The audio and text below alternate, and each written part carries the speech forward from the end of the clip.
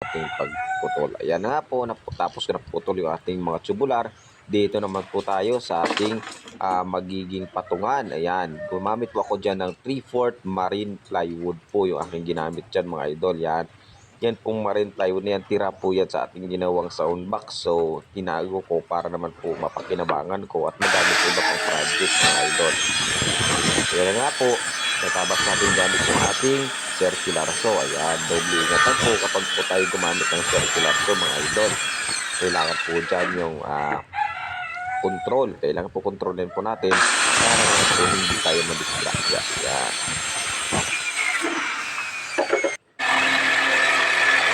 Ayan nga po, natabas na. Siyempre, aarkuhan natin yan gamit ang ating jigsaw. Kailangan may arte-arte dito. Ayan.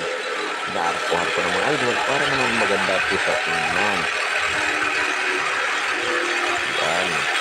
Tapos na mga idol, 4 sides na po yung ating pag-aarko. Diba? Okay.